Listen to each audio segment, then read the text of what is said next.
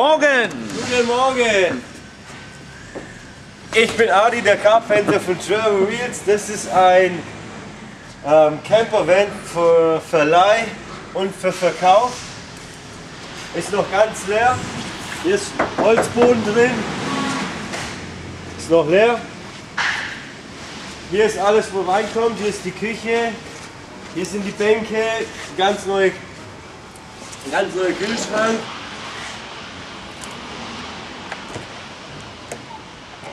Ganz neu.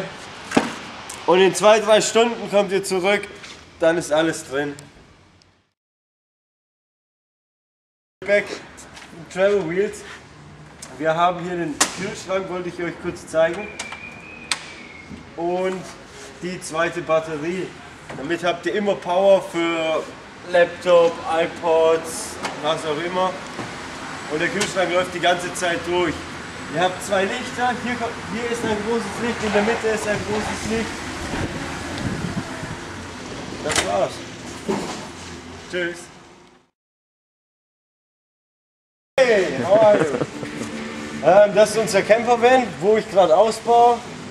Hier kommen Bänke hin, hier kommt ein Tisch hin, hier ist genug Platz, es ist noch nicht fertig, wird noch fertig gemacht. Hier ist die Küche. Ganz neuer Kühlschrank.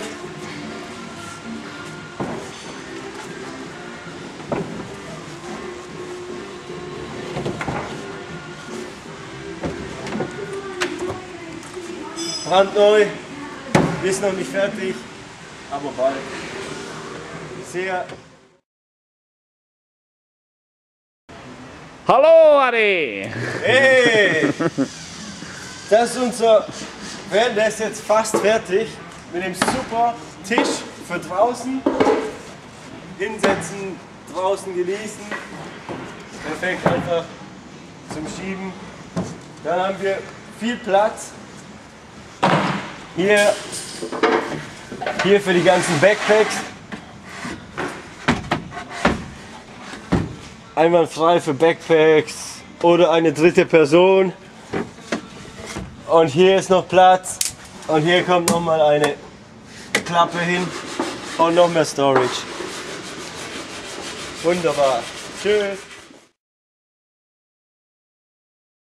Direkt oben drauf, Kühlschrank, die zweite Batterie, die Pumpe, die Handpumpe, ein Becken.